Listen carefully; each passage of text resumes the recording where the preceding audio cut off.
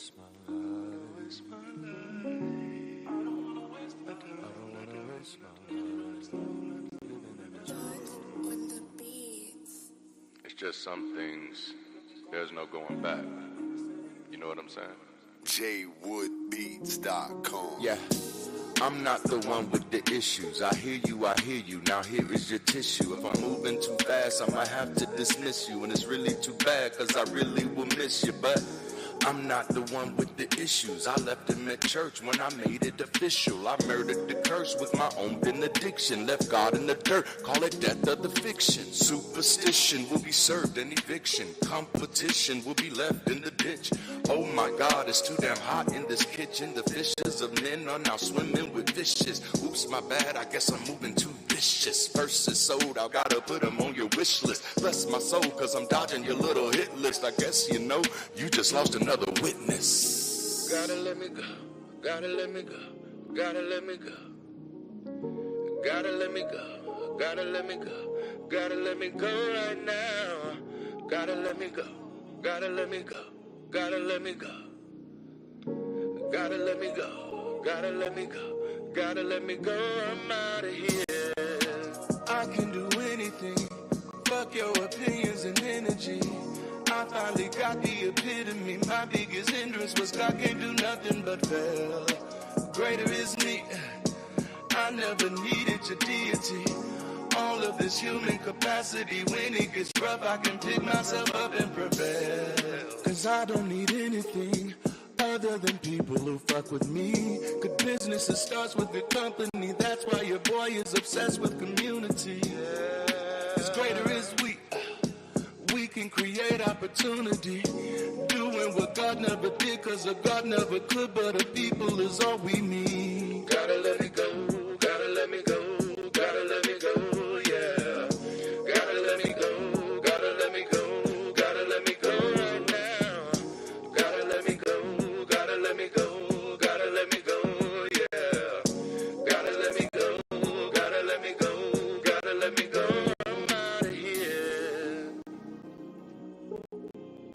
Let me go, I'm out of here.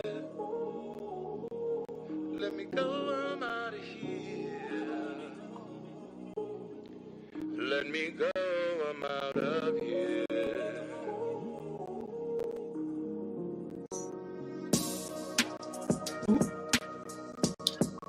Ooh.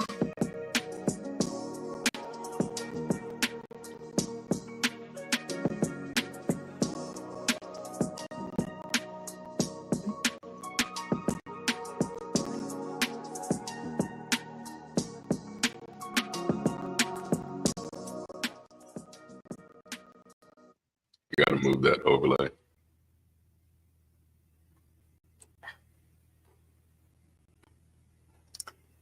Happy Sunday, everybody. Happy Sunday. Welcome in. This is so exciting. I just saw, we were looking in the chat and I see Stacy's Mom podcast is in the chat. Like, holy crap.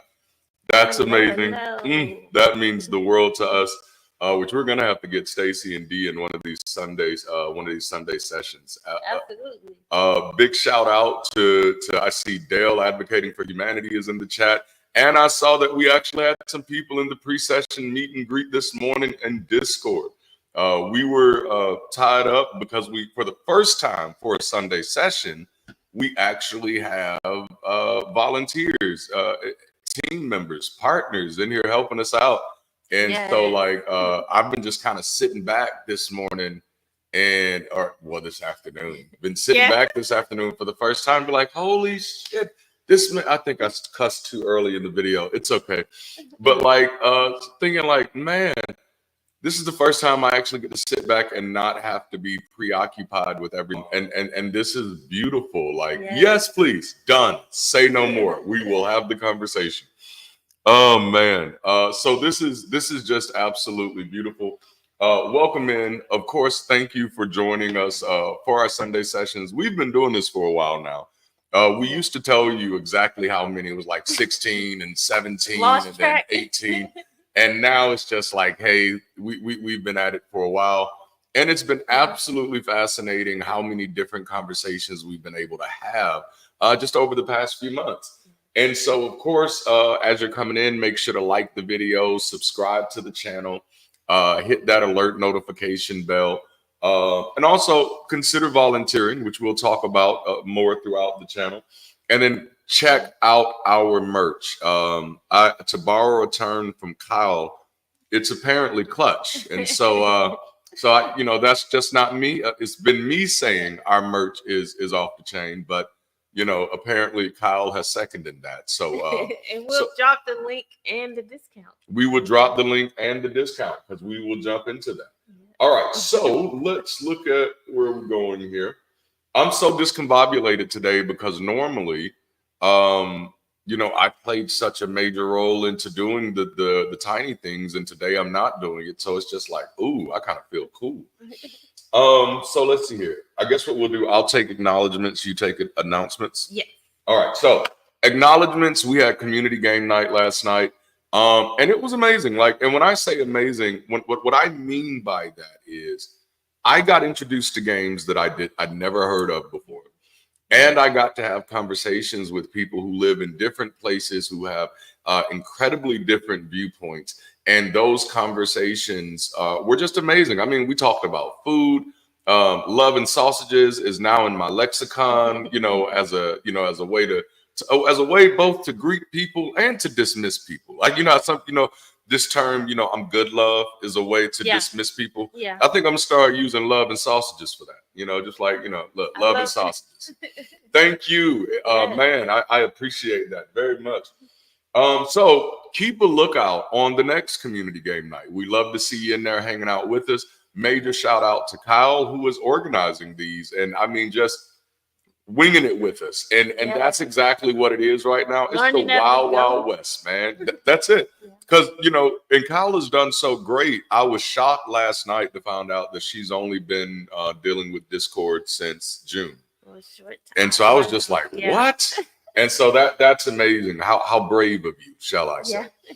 Also, we mention this every week, but our Discord is growing as well, and so.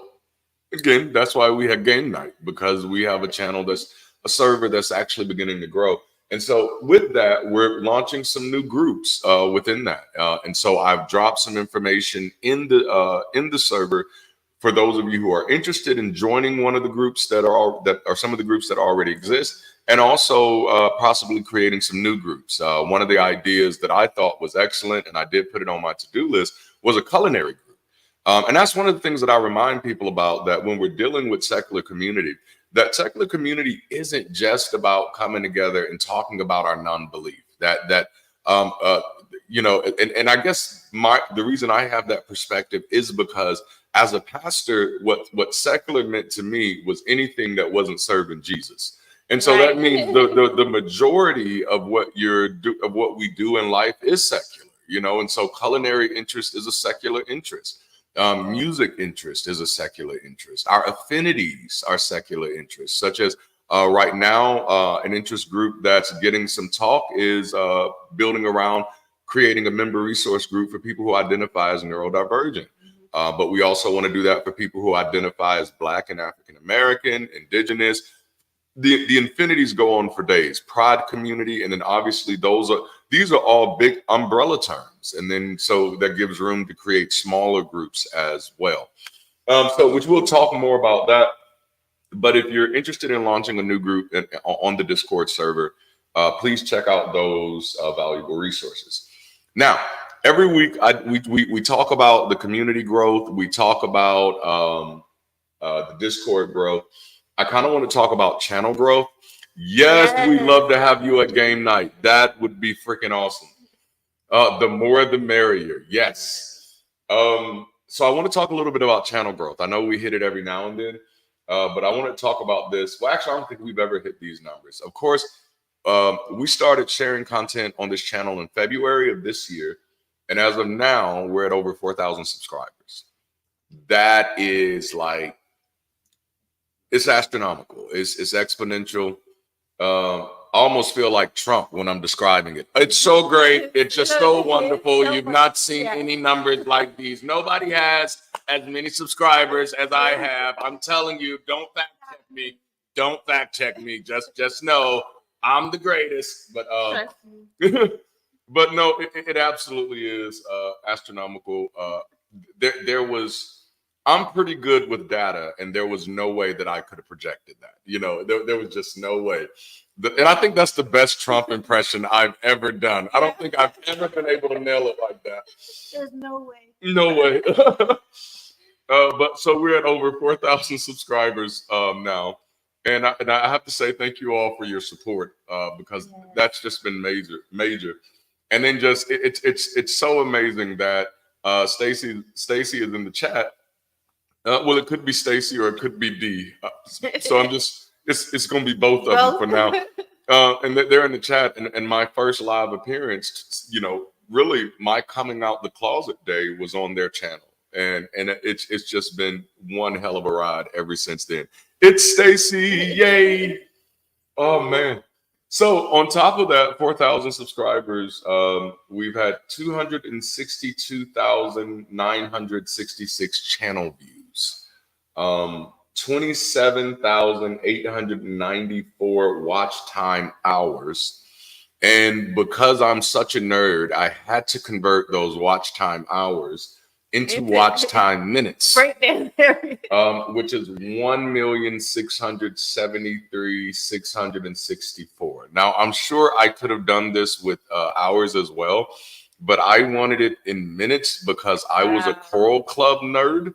And so the song 525,600 minutes is the way that I learned how many minutes are in a year, which means at 1.6 million or 1.67 million minutes of watch time hours in less than 7 months, our channel has accumulated 3 years of watch time hours. That's crazy. Like it's like, okay, again, like that's just me. That's mind blowing. And to kind of to push this a little further, today we're starting to do something a little different at the end of the show. So you're gonna see that. Love you. So you're gonna see that, and that's just the way you're gonna see in credit format how this community has grown. You're gonna see grown. You're gonna see how many people are now, you know, like are helping us, are partnering with us, and that's the word that I like to use. Oh, I love that. Yes. See there. This is community. All right. And so stay tuned to the very end of the show to see that. All right. So that's my part. I'm done. It's on to you. Yes. So as you know, Darante's been saying every week, we have Christ Held Up. The new book is out. We've been seeing your reviews for those who already left a review. Thank you so much. The books are in. And so if you already left a review, you know who you are. Please email us where you would like the book sent to so we can send it out. Darante got to sign it.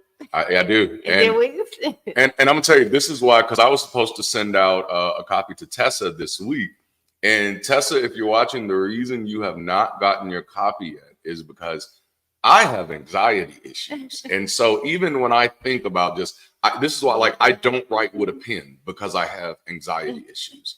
I prefer a pencil, and I actually prefer a mechanical pencil because I hate having to sharpen the pencil because I don't like writing with dull pencils. This is why typing is so much easier for me because I get to avoid all of that. But the reason I haven't is because I'm so nervous about what my handwriting is going to look like without lines. You have pretty handwriting. I have pretty handwriting with lines, like with lines. I need the lines to color, okay? But yes, I will be sending out. I know we have 2 copies that we have to send out this week. I'll get over my stuff and I'll send them. Yes. So make sure we have your address, everything we need to have. All right. And then 5th Sunday in September is coming up. This month, this year is just flying by, but we're going to have FAQ Sunday, friends and questions. All right. We're going to play some games. You'll ask some questions. We may have some giveaways. And so this, you may see some Discord groups introduced. So more details to come on that, but make sure you're ready to show up. And Darante has done a good job with just already outlining all the way to like October. So you can always check out his channel live to see what's coming up as well.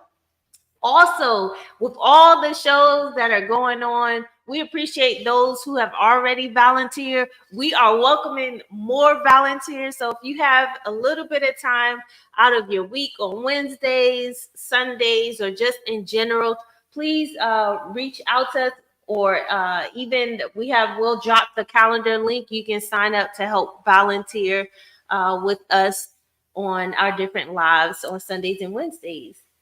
Also, as the Darante mentioned, what I say as the Darante. The Darante. You know what? I kind of like the ring to it. I kind of like it. Now let me stop. Yes, the Darante. He mentioned the merch. We have new merch out. We're gonna drop the link.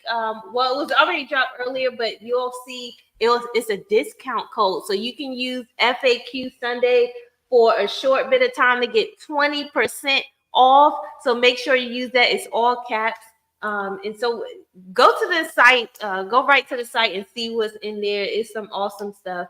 Can I interject here a little bit? Yeah. And tell a little funny story? So we've been having merch on our channel since May, right? The Darante going forward. We've been having merch on our channel since about May. And we've been promoting it and talking about it and stuff. But I am so busy and so pulled in so many different directions that I had no clue that our merch was actually selling until, like, was it yesterday or was it Friday night? I think it was. I feel like it was yesterday. It was yesterday. Yeah, because it was just a whole bunch of news Yeah. that just kept pouring in yesterday. And I was like, did you see this? Did you see this? And so I went in there and I was like, holy snap, this stuff has actually been selling. And the Think Responsibly, items has been our highest, it's our top seller. Wow. People are getting the Think Responsibly hoodies, the Think Responsibly t-shirts. Someone got the Think Responsibly mug, which I was like, yes. And they got the yellow one, which I was wondering if anybody was going to like the yellow one. I do, which now makes me want to order it for myself. And so that was just exciting. Like, I was completely out of black. No. Oh my goodness. Okay, so I got to check and see what's going on with that. Oh man. And the Poor Fella hoodie's out too. The Poor Fella hoodie is out there. Yes. And we'll be doing our best to keep new merch in there.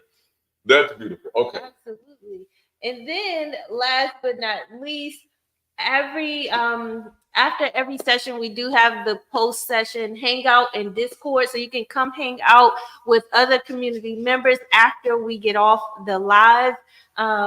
Thank you so much, Dale, for popping in on the pre-sessions and the post-sessions. So you see, and Dale is the man. Like, absolutely, Dale is definitely appreciate it. And so we have after session conversations, sometimes just pop in there for a bit of time. It's no set time, so you can just pop in, say hi, how y'all doing, have a great week, and roll however you wish. Yes, I love it. Thank you. And so and that's all we have, and so we can jump in. All right, so we're starting a new series of conversations today. And before we jump in, of course, you already know the name of this series is Trust Issues. But I want to give you a backdrop of what kind of inspired this, because there was a specific incident that happened. And after that incident, I was like, okay, I got to interject this somewhere. We've got to talk about this. And so the incident won't necessarily govern our conversation, but it serves as a beautiful jumping point. And so a few months ago, I had someone reach out to me about another atheist content creator and asked me, had I heard about something about their private public life outside of atheism and all that stuff. And I won't say whether I had or if I hadn't, but the concern was, well, this person is doing something sexually that I don't agree with. And that makes it hard for me to trust them on issues of critical thinking. And immediately I was like, oh no, there's a disconnect here. One of these things is not like the other. And the person went so far as to describe it. And I know for them, and this is not my way of trying to dehumanize that person. I understand the religious and social bathwater that people are wrestling with. Yeah. And a lot of times when we deconvert or deconstruct religiously, we still don't deconvert politically, socially, and culturally, and all of these other things that have also gone into shaping how we view the world. And so in him just learning one thing about this content creator who does excellent work, mind you, and is not an advocate for anything like abstinence or anti porn or anything like that. But in this person's mind, him finding out about this, which just to kind of be clear, my perspective of things like that is, just because someone has told me something doesn't mean I have a right to know. And that's a difference between the way that I like to operate with people. You know what I'm saying? So it was him hearing the information completely changed the way he could view that content creator. And his mindset was, I've struggled with pornography, and pornography ruins marriages. And that is a strong statement that has been popularized by the purity culture, and they've often irresponsibly kind of pulled in people with questionable credentials to say that no, this is scientifically accurate. Pornography ruins marriages. And so now in his mind, his trust sensor has went off, because it's like, how can I trust you if you're out here ruining marriages and I value my marriage, even though my relationship with you had nothing to do with marriage? I was not coming to you for marital advice. I was not coming to you for sexual advice. You were supporting this creator because of their deconversion from religion.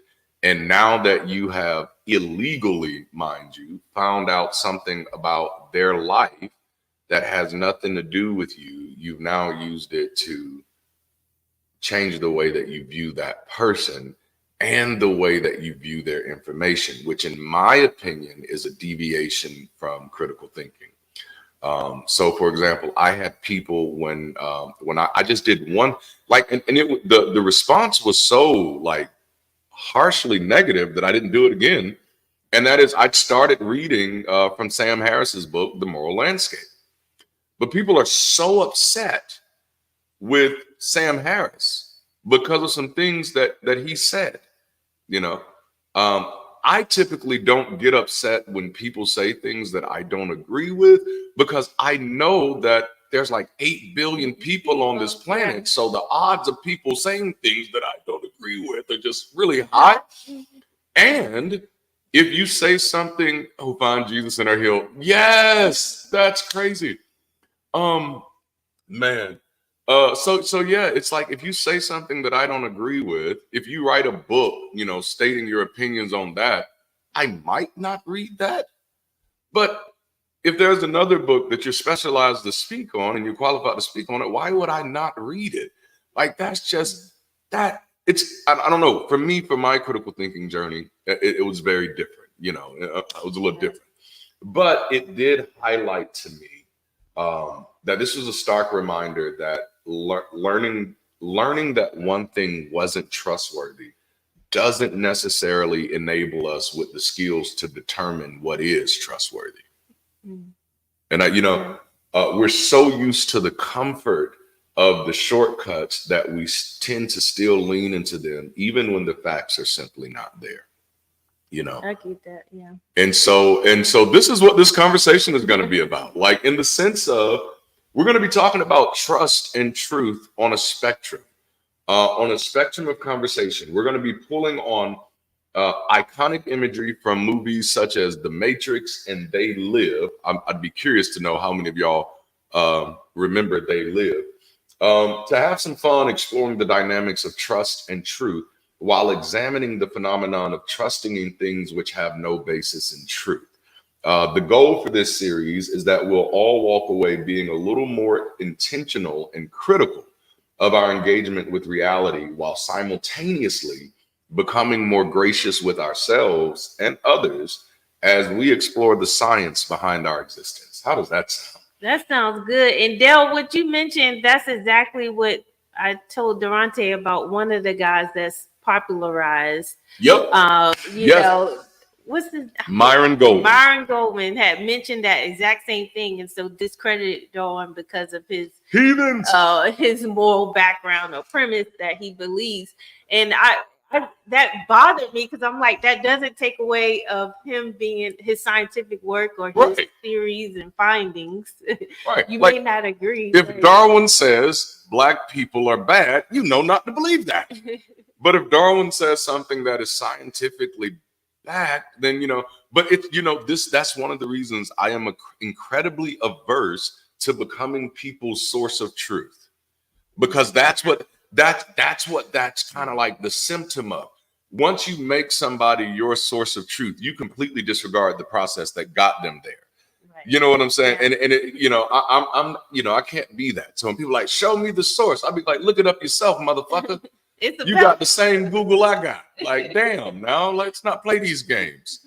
Like, in the presence of Google, I do not understand why we still have these martyr complexes. Like, and I think for some of our people, it's because it's been ingrained, like information is hidden. Yeah.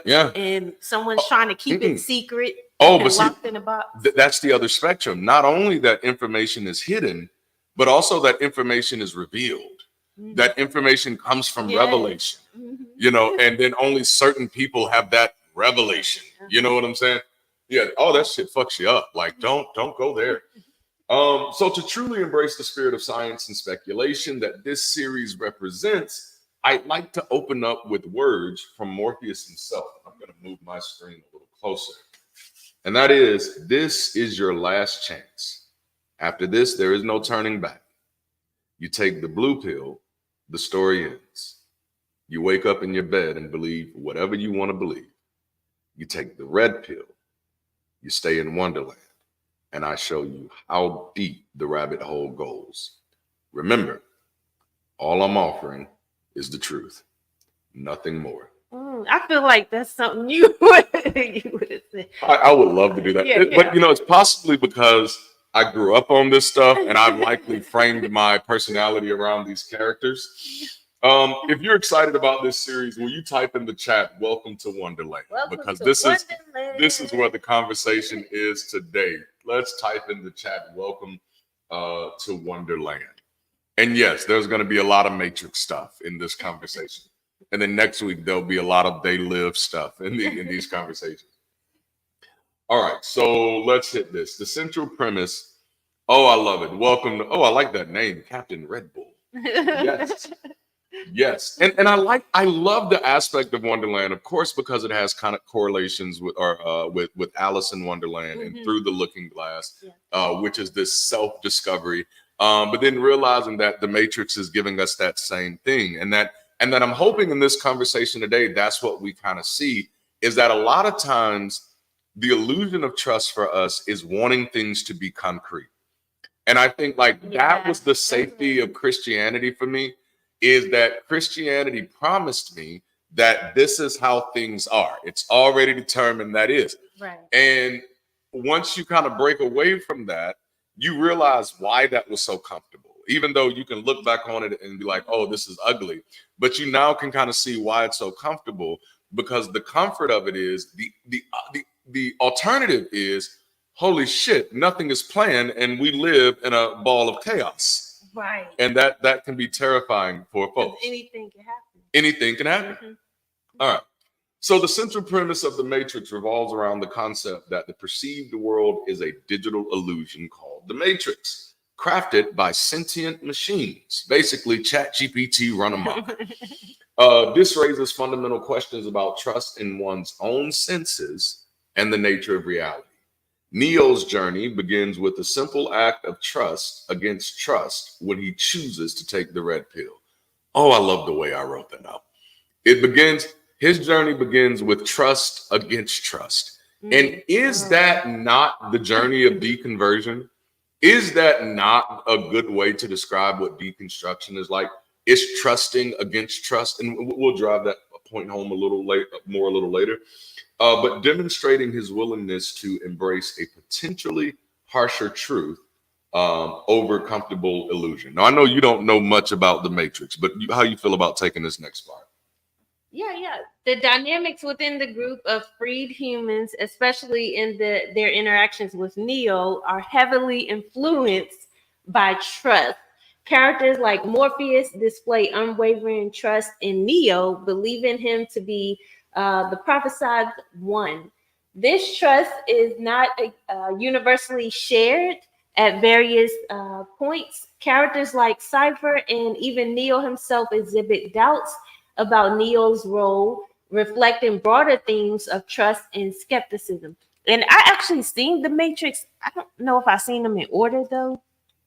But I do remember at some point Neo's like, "Am I Yes. the one?" Or and it's interesting because some other people can see if that's you could take it to like a sermon there. I see more in you than you see in yourself. Yeah. And that's often a very interesting phenomenon that we have with other people, is other people tend to see our strengths better than we do. Yeah. We're typically better judges of ourselves in the sense of condemning than we are coaches. We're really good at convicting ourselves and condemning ourselves, and not always very good at coaching ourselves. But I think that's a great thing to highlight, because that is, I think, one of the reasons why we become so trusting of others is because we are battling with trusting ourselves. Trusting ourselves. That's it. Yeah. And it's so and it kind of and again, it's that safety issue, right? Because it's like, I don't want to do the wrong thing, and these people have obviously figured it out before me. Yeah. And so instead of me having to trust myself, which is terrifying, I can trust them. I can trust this system. I can trust this society.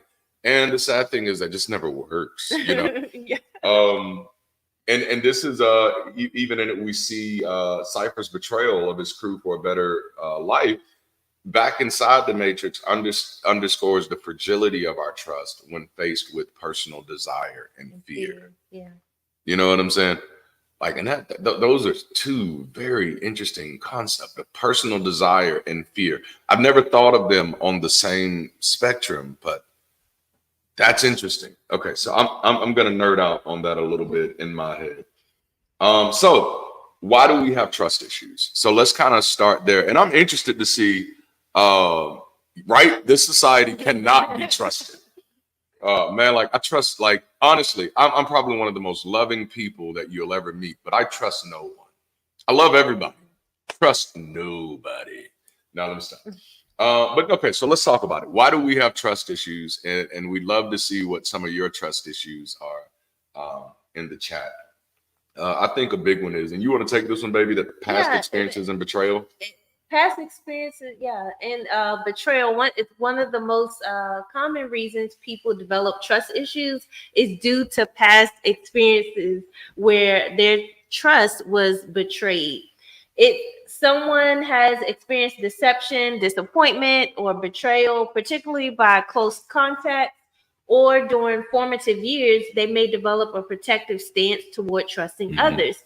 This is often a defensive mechanism to avoid future hurt. And this hits home for me because this describes me when it comes to trust as well. I very much so when I was younger, I was more of benefit of the doubt type of person when it came to any and everybody. And even if there were bad behavior shown, and I'm like, well, there's good in everybody. They just have to know someone loves them, or they have to learn about this or that.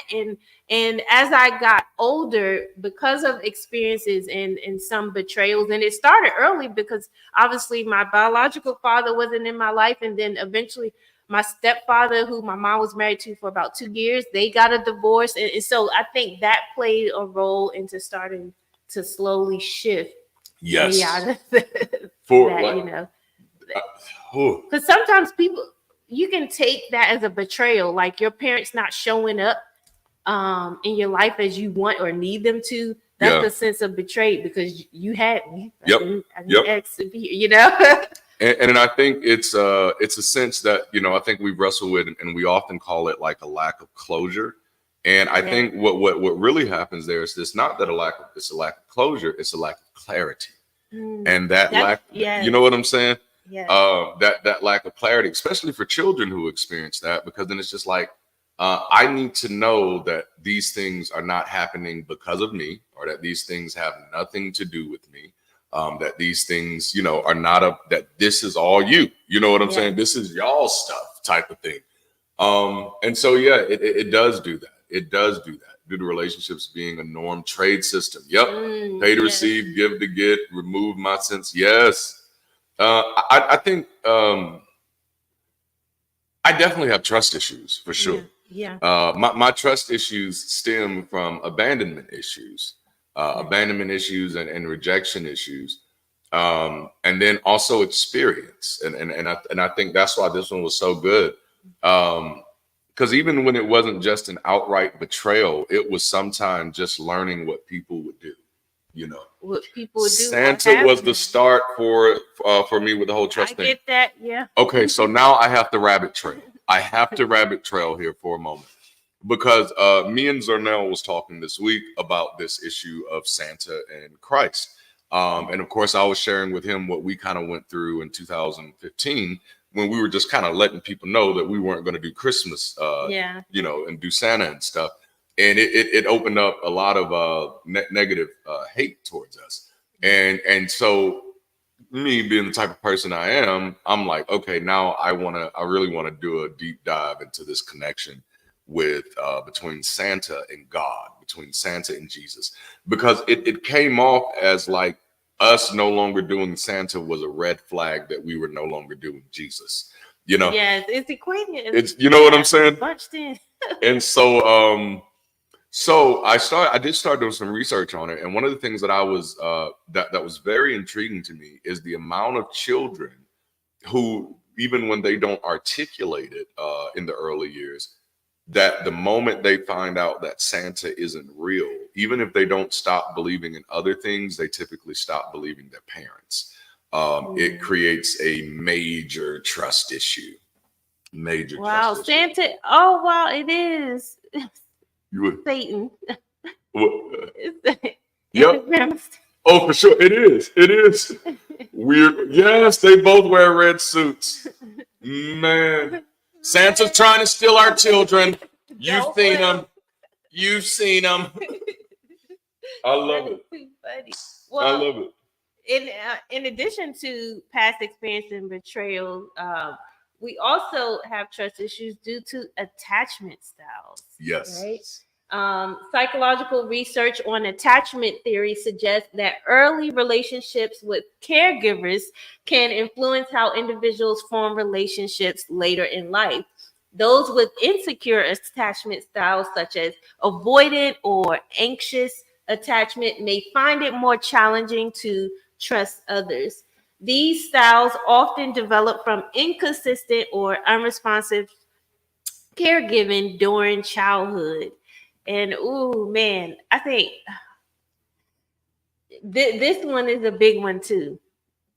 When it comes to having trust issues, how you are cared for, whether it's one parent, a different guardian, or anything like that, plays a definite role how you respond in life. Oh yeah, as an adult. You know. I know. I spent the majority of my early years, well, damn near 28 years. So it wasn't even just the early years, but damn near 28 years of my life, I spent my whole existence fabricating my attachment to others, because I didn't actually.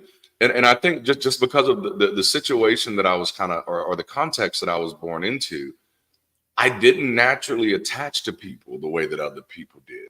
And I can remember thinking about it like when I was a child and just seeing how my cousins and stuff related to each other, you know, and it's just like, oh, we cousins, we down for whatever.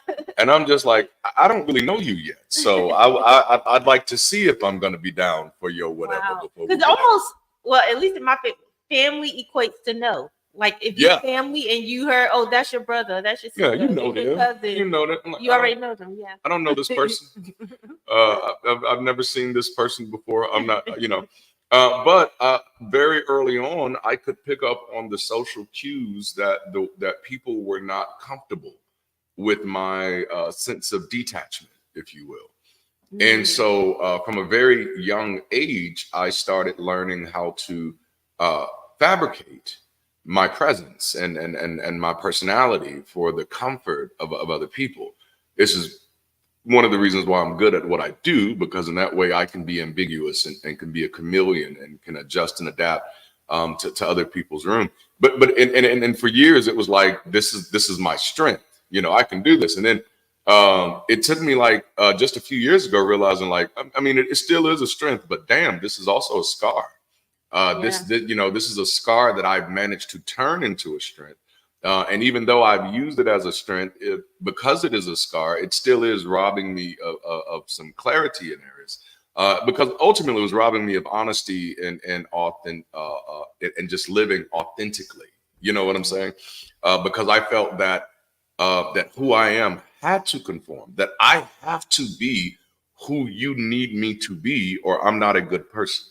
Yeah. You know what I'm saying? So I have to think the way you need me to think. And so, which was exhausting, because then you stuff like, oh, you don't like sports? Oh, I can like sports, you know, or you don't watch this? Oh, well, I can watch this, you know? And so of course it did help me become a little well-rounded, I guess, but yikes, it was exhausting. And that's interesting, because caregiving or family attachments, it comes with the assumption of love and respect. Yeah. And so, you know, when you, if for instance, in my family, everybody, I had so many aunts and uncles, even all my mom's friends were aunts and uncles. And it's, as soon as I'm introduced, this is Aunt so-and-so, and this is Uncle so-and-so, it's the assumption of they love you, they care about you. But sometimes as you go through life, you figure out, like, okay, they may not care as I thought. They don't care for me as a niece or a goddaughter or such. And so that creates some tension as well. Absolutely. That reminds me of the time I slapped my grandmother as a young man. And when I say, I was in elementary school, and I didn't quite know these people yet. I had only spent some time with them. They are damn sure married. Yes. I had only spent small amounts of time with them. You know, like a few weekends here or there. And then I could just remember we were in this old Winnebago type of van. And I guess I said something that she didn't like, which I wasn't a very mouthy child. So I was never very disrespectful, but people often felt disrespected by what I said, you know. And then I was just sitting there curious, and she reached over and slapped me. And so I reached over and slapped her back. This sounds like a Medea Tyler Perry. Because, and to mind you, she never slapped me again. So I never had to slap her again. Now, she did pull a gun out on me a few years later. I was just trying to kiss her, snuck in. I got home late and just went into her room and tried to kiss her forehead. And then there was a gun up to my jaw. And I was like, oh, okay. But yeah, Granny Cookie was a little different. But it was very interesting, because when I look back on stuff like that, I had a strong attachment to my mother. And it was super strong. Yeah. And I think it was because of seeing so much of her trauma, and seeing how much of a horrible person she had kind of became.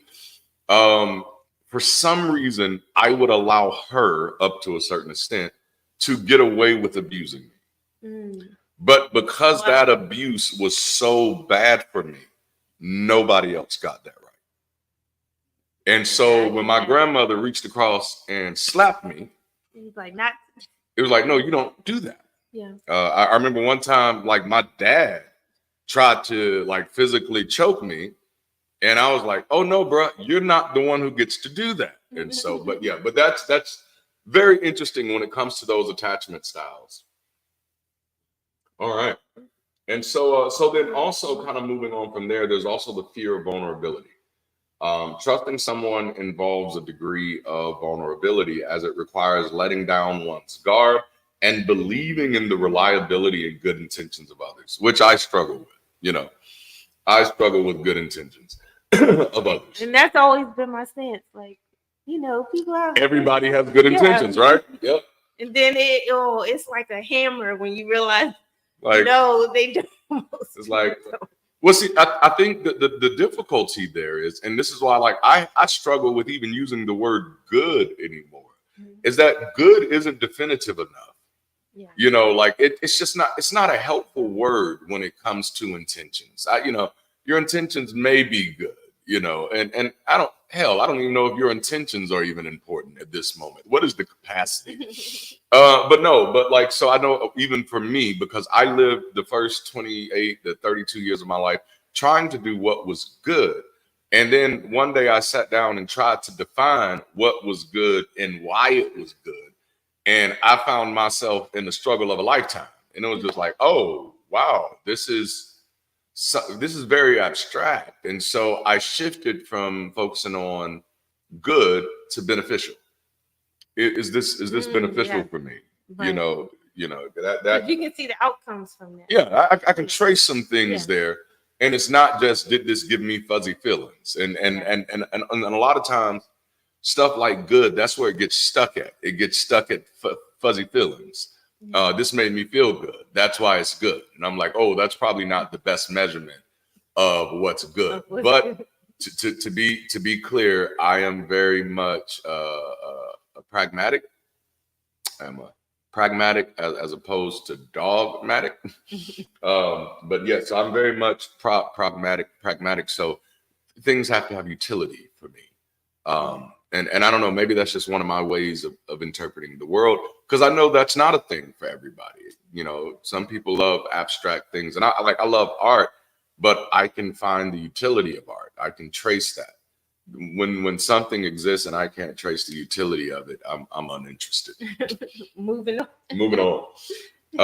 For some, especially those who have been hurt before, the fear of being vulnerable and the potential of being hurt again can lead to trust issues, right? Yeah. This fear can be exacerbated by societal influences that emphasize self-reliance and independence over communal support.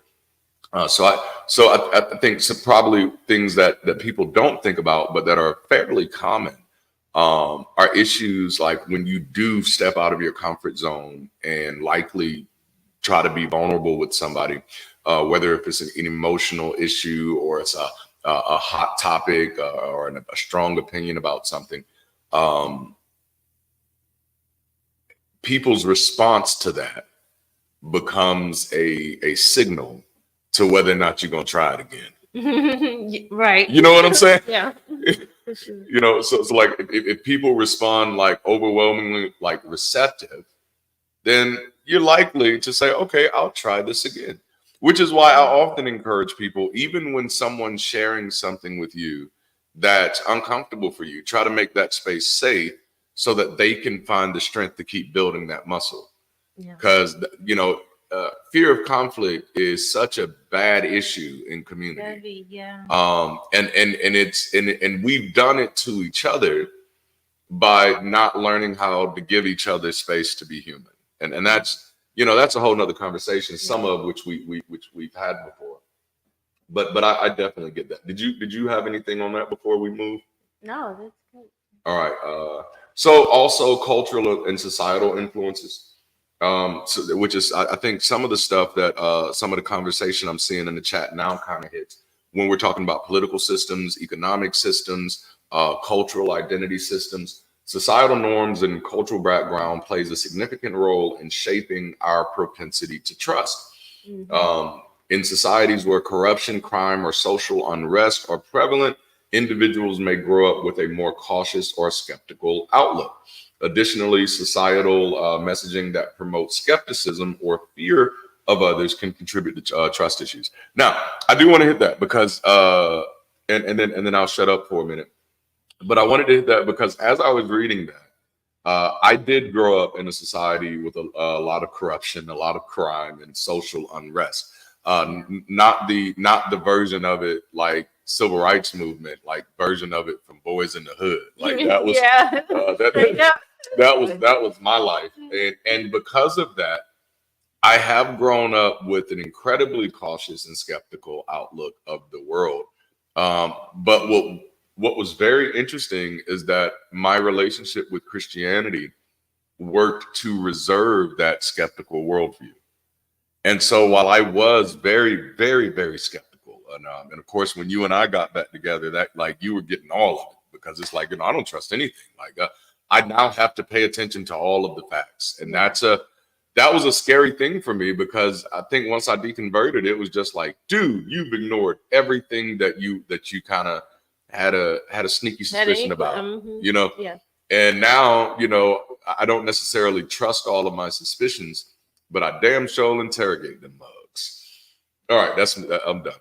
And that's interesting as far as cultural and societal influences, because just for me growing up in a majority Black area, we were kind of already ingrained. You don't trust so and so. You don't trust A, B, and C. You White don't folks, trust that's right. what she was saying. You don't go down south like we were told. Don't For go. anybody who didn't know what that was, so and so was white folks. Just to let y'all know, that's who it is. You don't go to Alabama. You don't go down south. Any spots that had heavy unrest in the 60s, it was like, no, you don't live there. You don't go down there. But within the hub though of where I grew up, there was some form of trust and because you're inculcated, right? Yes. In that. But it's funny when we talk about local crime because it's like it could be somebody down the street who decided to be a fool that day and wanted to steal something or beat somebody up. And it's like all that is interesting to see how each portion affects us now with that trust. Absolutely. So all the way from local to global. Yes. Yeah. Yes. I'm definitely on that bandwagon with you. I can't. But again, I don't trust nobody. So, but yeah, I don't trust liberals either. And then yes, mental health factors, which mental health conditions such as anxiety disorders, depression, or personality disorders can also contribute to the development of trust issues. And this was obviously ended up being something that I was not aware was impacting my, I don't want to say ability to trust, but my willingness to trust. And of course, again, Christianity was kind of a, what's that word? When you take a pill that's not really a pill. Or a placebo. Christianity was like a placebo of trust for me. So, because even when I knew that, hey, I don't trust this situation, I don't trust this outcome, Christianity gave me a language to put trust in there. So I speak those things that be not as though they were. Yeah. You know what I'm saying? So not looking at or paying attention. So it's literally saying, I don't trust this, but I'm going to trust this. It's indoctrinating yourself. Yes. Yeah. I mean, we literally say that stuff to ourselves. I don't trust this, but I'm going to trust this. And it's like, I don't think you know what those words in that sentence means. That's why they say walk by faith and not by sight. Walk by faith. Don't pay attention to and not by sight. Like, don't look at it, And like I had even preached the message. If you look to the left or to the right, that's when you're gonna start sinking in the waters. Peter had to keep his eyes on the prize, like Paul said, I press towards the mark of the, and all that stuff. And it's like, oh shit, you are really programming yourself to fail. Yeah. You know what I'm saying? It may be helps me to try trusting others, but I still don't trust beyond what I can recover from on my own. I like that. Oh, I like that. That's cold. Yep. Media. Yep. Including the clergy. Absolutely. Not now one. Not now one. I don't trust anybody. I tell people, don't even trust me. Which that's probably one of the most honest things that Jesus ever said in scripture is called nobody good. Not even me. And those are his exact words. His exact words. Ignore it. Yes, for sure. Yes. It was the devil. It was the devil. They're not equipped. And we give them like all these certifications that many don't have. Absolutely. Yes. Yeah. But no, I every mental issue I was dealing with, I was already convinced that this is the devil or this is a part of me that wants to resist the love of God. And I've got to somehow overcome that joker and show that I am strong in the Lord and all that jazz. And just was still sitting there like, I don't want to say literally dying inside, but poetically dying on the inside, Yeah. Oh, man. Yeah. And of course, these conditions distort perceptions and interactions, making it more difficult for individuals to establish and maintain trustful relationships, which was definitely difficult for me. I am highly empathetic. And I don't even mean that as a compliment. Most times people describe themselves as an empath. It's always like a pat on the back to themselves. Yes, I'm very empathetic. I feel exactly what you're going through. I mean more so in the sense that I can't always control my emotional responses. I have emotional responses to the most oddest things, which even made me not like want to watch movies with other people when I was younger, because I didn't want to get to the point that was going to make me cry and nobody else is crying. And for me, I see intense level of awareness. Yeah, I'll take the compliment. I'll take the compliment. Darante. But it also unfortunately led to a place where I would judge things by those extreme emotions, by feeling those emotions. Yeah. So, which of course Christianity definitely gave me a language to help that, because then anytime I was having one of these experiences that's due to my high levels of sensitivity, it was easy for someone to say that's the Holy Spirit or that's God or that's the anointing. And that's definitely how I begin to interpret those things, that anytime I was having one of these strong emotional reactions to something, this must be a sign from God. Yeah. And so like even moments like deja vu brings tears to my eyes, and so it could be something as small as something happening and me, Karate Kid, man, it was beautiful. It can be something as small as I'll just be transparent because it happened yesterday, and like even before I came into the room, I had to wipe my eyes. And like to be clear, I'm not crying in this sense. Now with the movie stuff, it's crying. It's going there.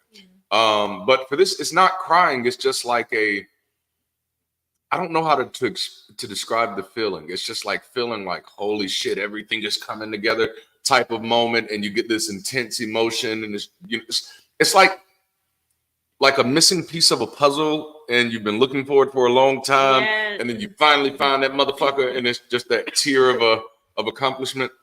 So yesterday, I got tagged in a video, and I was just like, oh, what is this? And it was a clip of me when I was on the line with Matt Dillahunty, literally on the line, right? And then and so I clicked on it, went to it, and I was like, oh man, this has a decent amount of views. And I scrolled, I was like, oh, this is on Matt's page.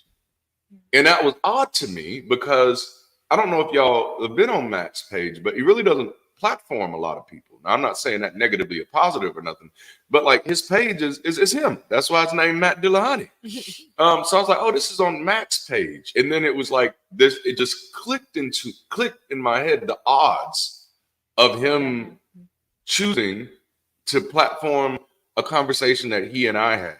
And it was just such an overwhelming experience that like the tears, they just started happening. And I'm like, oh shit, now I got to get the tears out. And I have those experiences very often. And I used to use those experiences to determine what I would trust. And so if I'm having this strong emotional reaction, this must mean that this is God. Oh man. Thank you so much, man. Man, Norbert is a friend of my mind. These are important conversations to have. Yes, indeed. Yes. So I eventually had to learn how to interrogate those emotions. And so, and you know the little quote that I started giving myself, emotions are for the experience. Yeah. Data is for the decisions, you know, and that's a little quote that I started giving myself to remind me that, like, hey, the emotions they tell you something about you, not the real world around you. Right. And that was partially a way to still value my emotions as well. Because I think some people can go to the left and just be like, get rid of the emotions altogether. Mm-hmm. And it's not that. It's just like, just get the motherfuckers out the driver's seat, because that's likely help. So learning how to interrogate and navigate that has been pay attention to them. They're about the experience. They're letting me know how I feel about this experience. And that's valuable information, especially in the world where most people are like, fuck your feelings. Right. Get high by it. Appreciate you jumping in. Yes. Oh man, I love it. All right. I'm gonna let you take the next level because I feel like I've been talking a little bit. All right. So what we started talking about the matrix and the blue pill and versus the red pill. And so when we talk about the blue pill, we're talking about oxytocin, and we're going to talk about a little bit about trust there. So oxytocin, often dubbed the trust hormone, enhances feelings of social bonding and empathy, making it easier for individuals to trust what is familiar and comforting. This is analogous to the blue pill, which represents a decision to remain within the known and trusted reality, even if it's an illusion. And that, you know, it's interesting. I feel like just from my experience, many people that I grew up would choose to do that. Yeah. Would choose to stay in the illusion and have chosen. Absolutely. Versus knowing the truth. So let's see. So choosing the blue pill is akin to trusting in the familiar, safe world, one's known reality, much like how the oxytocin encourages trust in familiar social bonds. And so I added some extra notes here that it seems that trust and belief both have a high correlation with our perception of safety, which that's kind of what we dealt with when we were in the Change My Mind series. Is realizing this high level of correlation between mind change, the event of mind change, and the perception of safety, or the perception of extreme not safe. I couldn't think of the word there, and I'm not going to stay stuck. But one of the subtle undertones of the Matrix franchise deals with the inherent dangers of the illusion of safety. Or how a false sense of safety can blind us to the reality of the chaos and entropy that we must contend with to continue to progress. Another theme which is kind of integrated into this, which is one of the reasons why we do make the focus of these live shows community, because it's the same thing. In a very real way, I'm after the same things that Morpheus is kind of after. And that's pulling people off the sidelines of comfort and into the game of complexity while navigating the nuances of trust issues.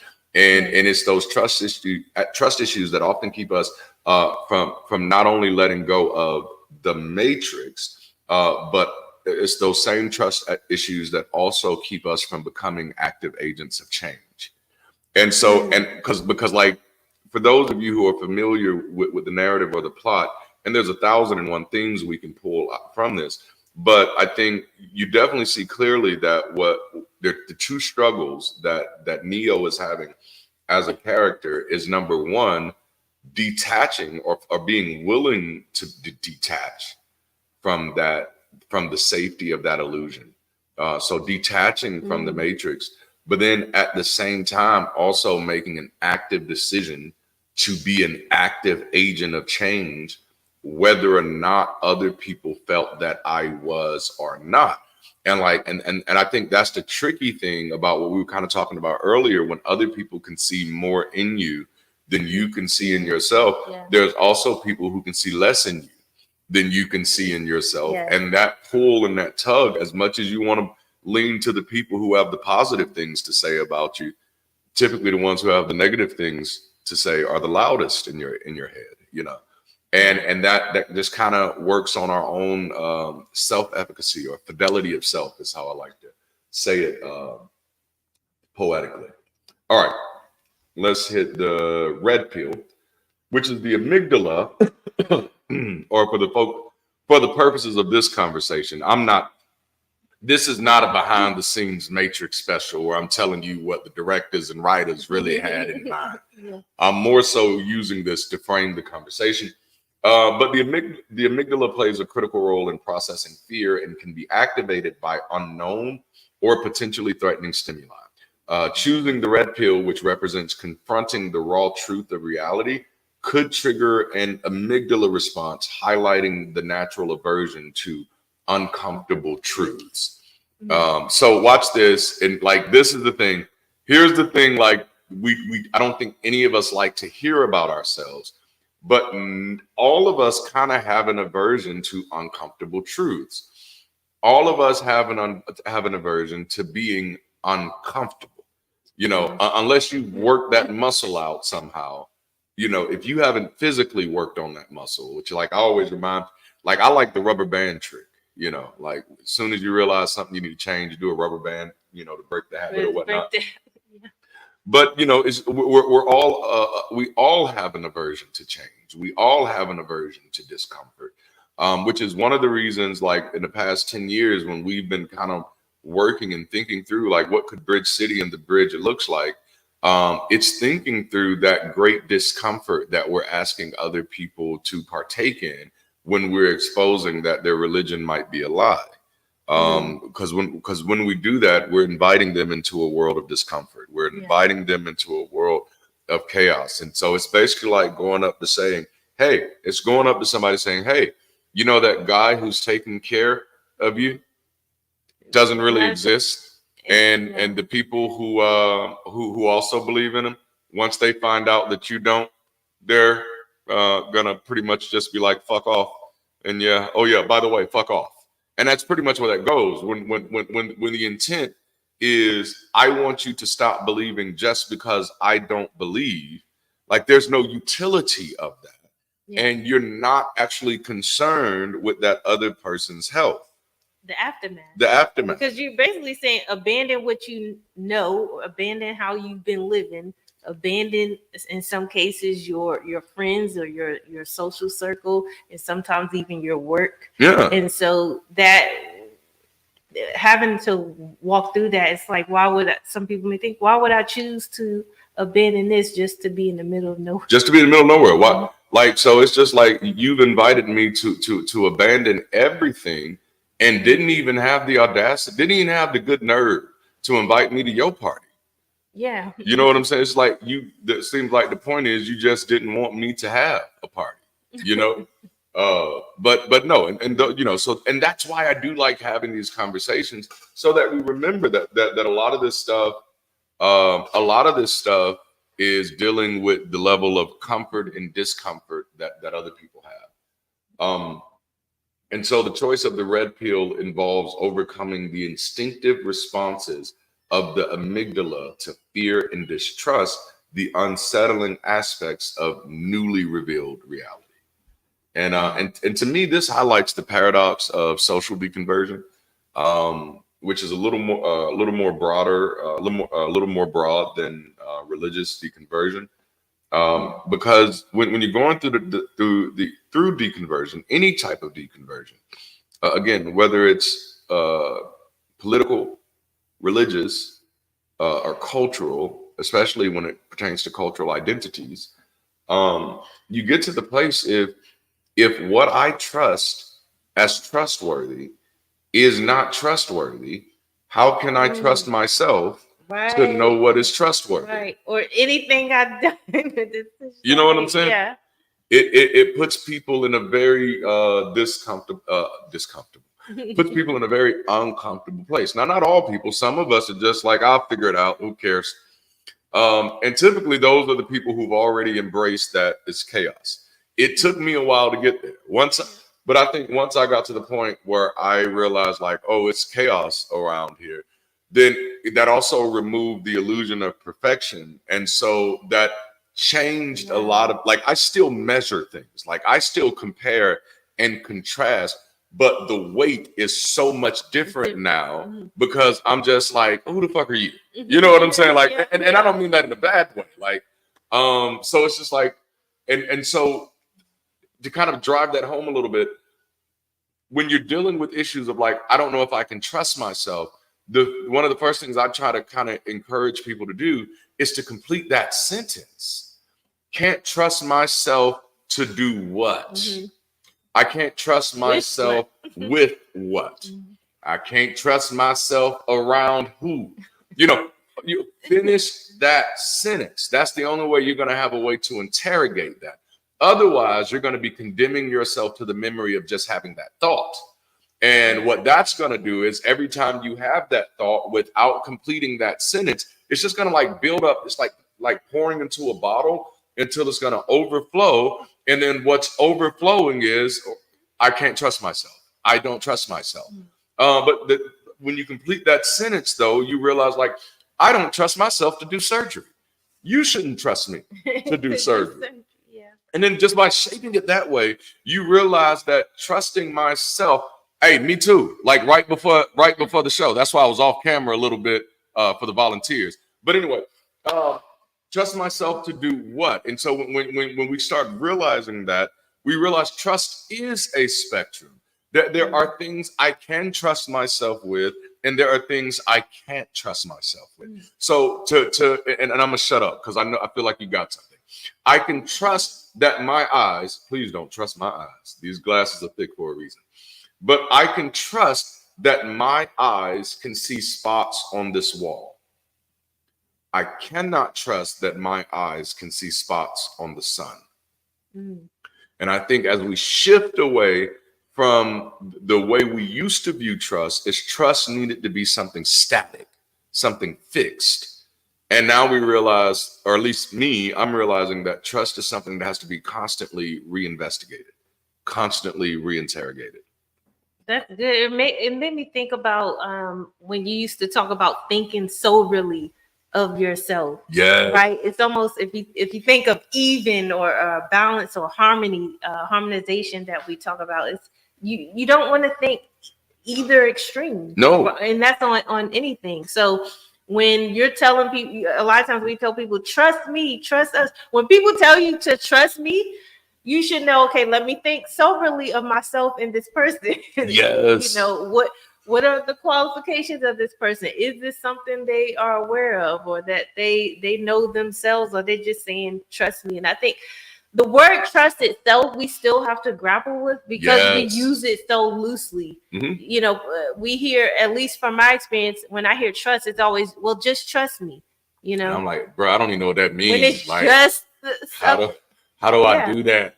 And so we still are rediscovering what trust is. And I think being born into society or the group we've been born into, trust started with our parents because we're supposed to automatically trust our parents. But if our parents doesn't show behavior that is trustworthy, that is your first representation of, okay, trust no one or trust blindly. Yes, absolutely. Yeah, definitely. Well, I mean, growing up in a Black household, it's definitely trust blindly.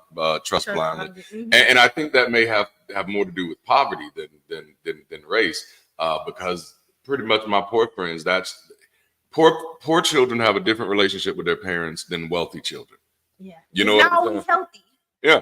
Poor children can't complain because, when you complain to a poor parent, you're complaining to a parent who can't do anything about it. Yeah. And their defense mechanism is to try to create a way for you to not make them feel like they're shit. Right. Because you're too young. You're too young to know that's what you're doing. You're too young to know that every time you ask them for shit they can't afford, like because of capitalism and consumerism, they're feeling like shit. Yeah. Which I do a lot of work to try to do. I do a lot of work to try to help people to kind of break those molds. You know what I'm saying? Yeah. That like, no, you don't have to feel like shit because they don't know how much things cost.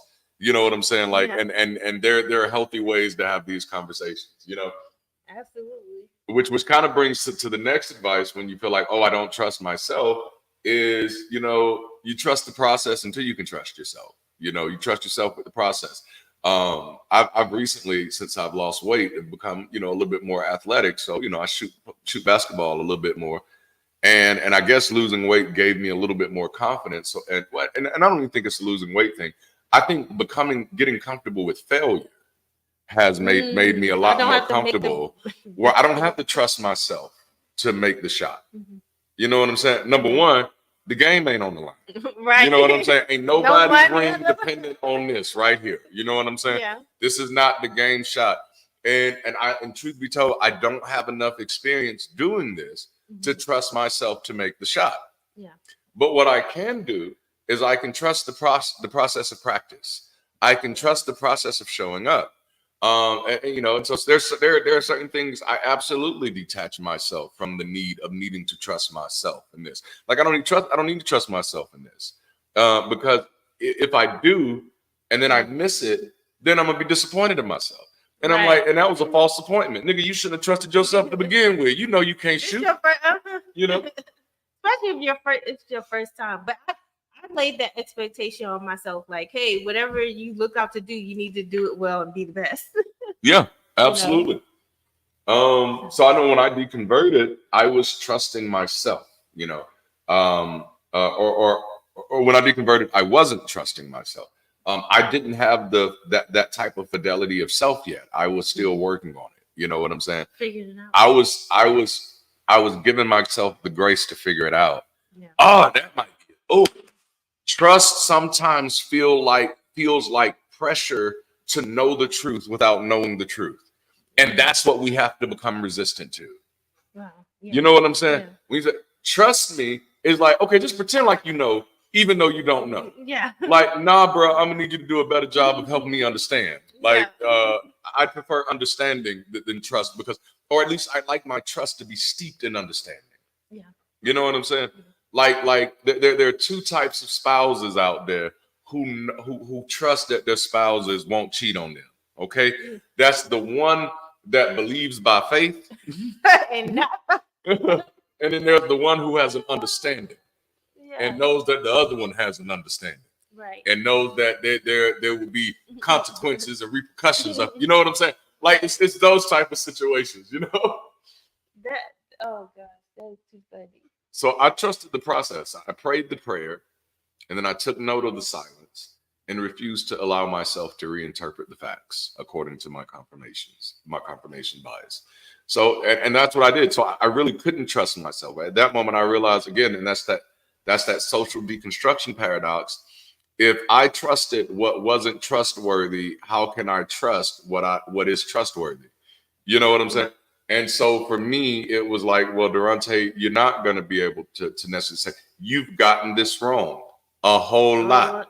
So act like you've gotten this wrong. And instead of making this be about how you feel about it, pay attention to the facts. I think because this was around the time you and I were getting back together. So one of my favorite sayings at that moment was call a spade a spade. Call a spade a spade. But no, and this might be a bit of a rabbit trail, but I do like the fact that you notated that you prayed the prayer and took note of the silence. Yes. That's major because some people you're kind of groomed to not take note of the silence because you're groomed to say it's not silence. Oh yeah. You just have to be quiet and hear the revelation of the Lord. Like you're taught to not take it for what it is. So I'm curious, what made you point to it or list it as this is a note of silence this time? I think recently, and you'll kind of remember some of this, around that time, I had come to the period where I had adopted this new phraseology because I'd become so frustrated with my team as a pastor. So this was around between 2012 and 2014. I'd become so frustrated with my team, and that frustration kind of led me to a major point of breakthrough. And I think the fact that I was getting my first degree at the same time helped, which I do talk about in my new upcoming book. But I think it helped. But I came to this realization that the people around me were ornamental and not functional. And I'm like, so like I have people with titles that aren't fulfilling the positions. I have people, you know, like, and it's, you know, like, and nor are they even trying to, you know, they're like, the title was a reward, not a responsibility. Right. You know, like, oh no, I wasn't rewarding you. I was giving you some work. I was reworking you, you know, like, and so at that moment, because I began to realize like, okay, this is where a lot of my stress is coming from. This is where a lot of my overload is coming from, because I'm surrounded by 15 to 20 people who have 15 to different 20 titles, yet I'm still the one doing 20 to 50 different jobs. You know what I'm saying? Right. And so I think breaking through the dissonance of these are people that I'm hugging every Sunday saying, thank you for all you do. And having to realize that I'm thanking you and it's really me who's doing the work. Right. You know, that I'm covering for every time you didn't show up. Right. And when every time you don't do something, I'm figuring, you know, I'm gonna pretend like you really did. I'm gonna say you did when you didn't. And then so by 2014, I realized that I had gotten that habit from my relationship with God. I could see that because I'm thanking you and rewarding you for something that you didn't even really do. Yeah. You didn't do. But it's also even beyond me. Like we do it every Mother's Day in the Black community. Every Mother's Day in the Black community, we deify mothers, whether they were good mothers or not. Yeah. You know what I'm saying? That's what, Whether they actually, you know, took care of their children or not. That's learned behavior. You have to do that for God. You have to call God a good God while living in a bad world. And so imagine what that does to your trust in Jesus. Yes. Yes. Oh man. Honesty could definitely be the building block of trust. All right, babe, I'm gonna let you take the prefrontal cortex. All right. So we hit this a little bit before, but the prefrontal cortex is key in interrogating information and making decisions based on logic rather than emotion. This higher cognitive function is essential when choosing the red pill, as it involves analyzing and accepting the true nature of reality despite emotional discomfort. There's safety. There's that safety again there. As far as my, I'm going to. Yeah, you all up in my notes now. But no, that's good. As far as my personal growth, I think wrestling with the reality that the world we live in isn't safe and isn't under any obligation to be safe for me, in the sense that the world literally doesn't exist for me. I've become increasingly more comfortable and willing to upskill where necessary to navigate. And I know like that's a touchy subject for some, but for me, it was like the day that I realized like, oh, there really is no God for me. You know, I know for some of you, you still got one, but for me, the day that I realized like, oh no, there really is no God. Nobody is controlling anything. A lot of other things fell away as well.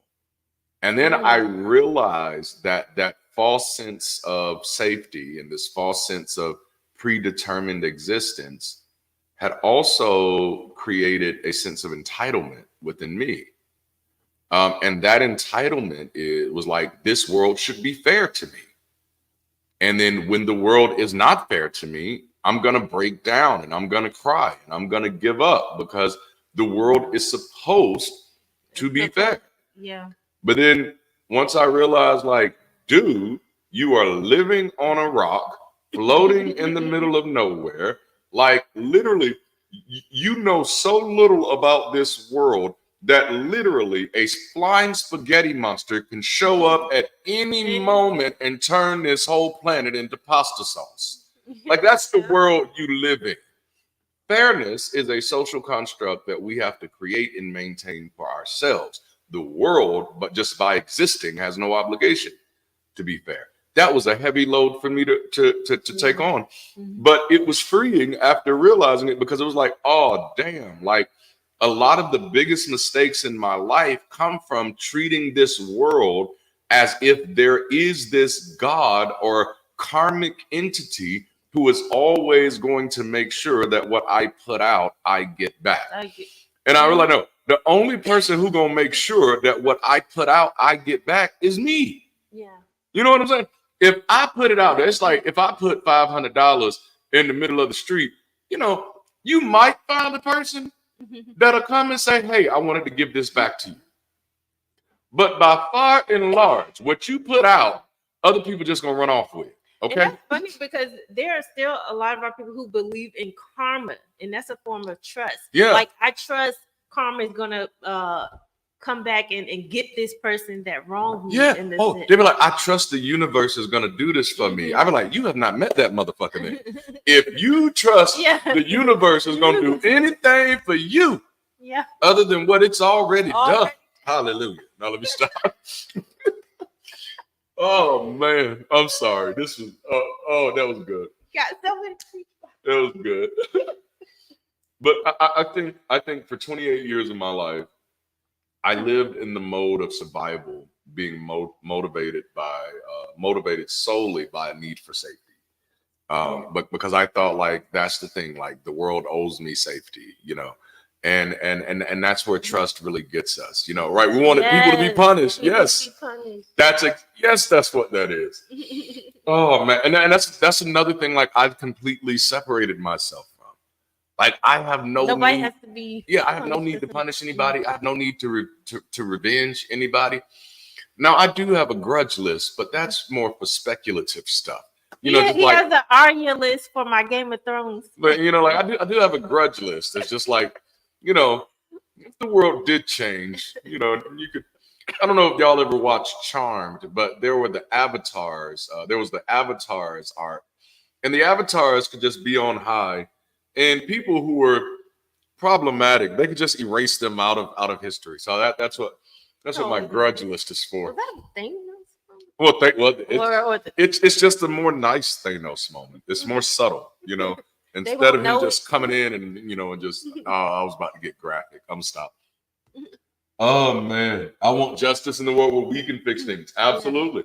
And that became the realization that there is no justice other than what we create. There is no fairness other than what we create. And I think this is okay. I'm just gonna say something that is my political stuff. This is why I'm not a fan of political parties, because political parties give the illusion that if you just vote for me, you can go back to living your life as normal and I'll take care of everything for you. And like anytime that type of language is being used, like my sensors are going off. Like, no, a true leader says, I don't just want your fucking vote. After November, I need to make sure you're still organizing in the communities. After November, you know, so like stuff like that, I'd be like, oh no, you really just want my vote so you can. Anyway, I'm not gonna go there. Not gonna go there, but y'all heard me. People are people. Yeah, that's something Darante says all the time. Right. Yep. Falsely defined through old data assumptions that got it lost. Absolutely.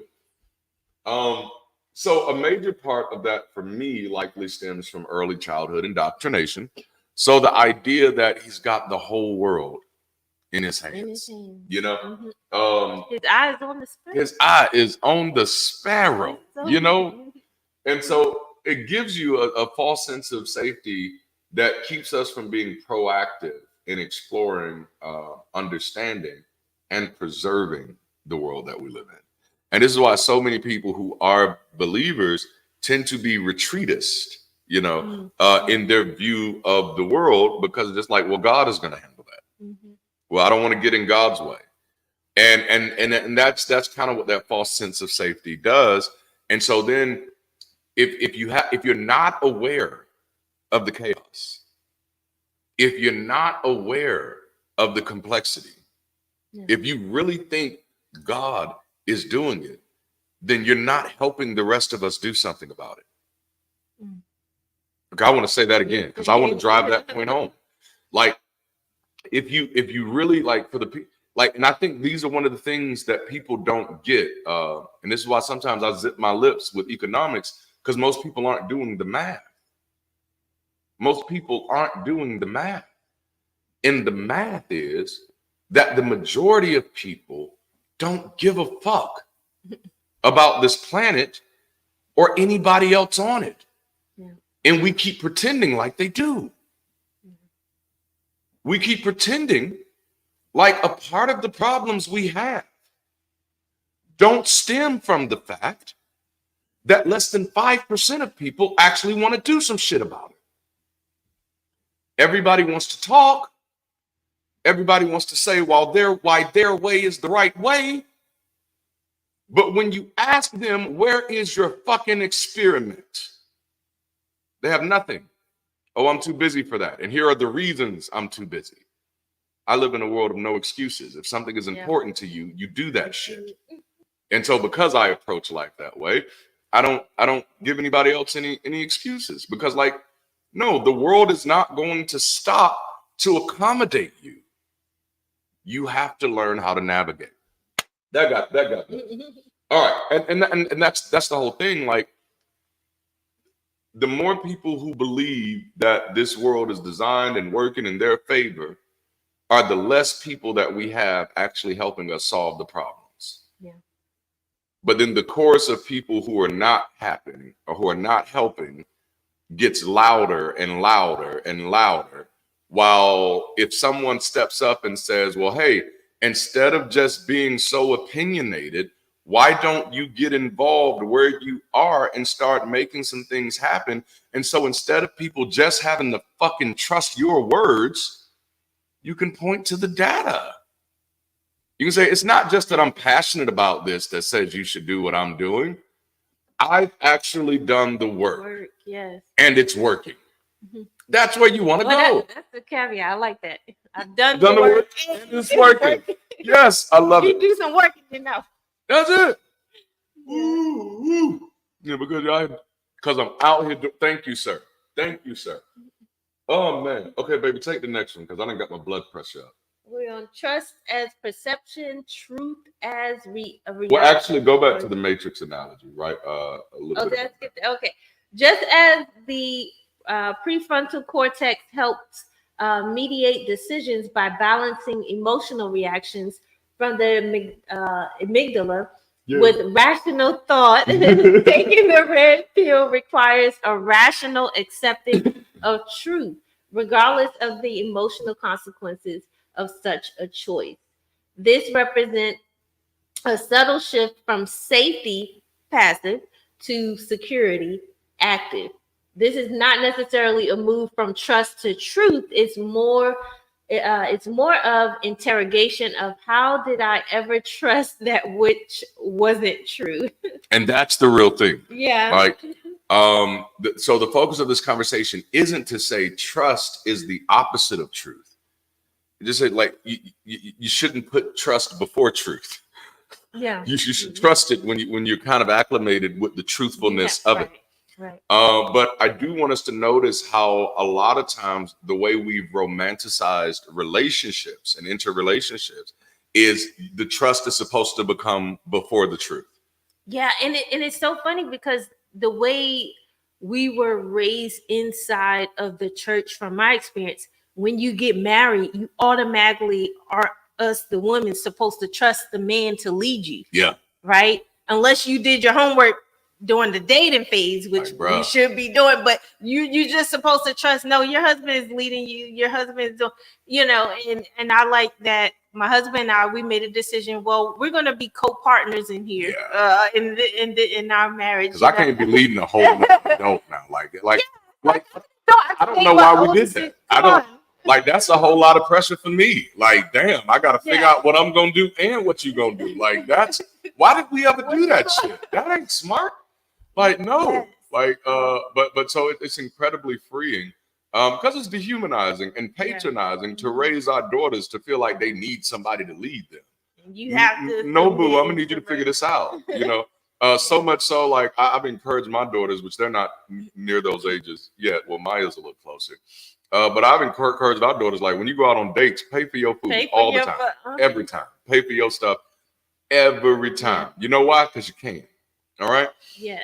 Every time. Like, you don't, you know, I know there was a reason we did this because he can provide for you. You paying for your food is saying, I'm not in this relationship for your provision. And remember, you were talking about rewards earlier. I give you this and you get an award. We don't want anybody thinking you getting a reward. We're not in a relationship because you're getting rewarded with me. We're in a relationship because we're taking on responsibility of life together. Yeah. You know, and I'm not saying y'all got to do that again. Like, that's never my thing. I don't be out there like, no, the nerve of her letting him pay for her dinner. Like, I'm not that type of person.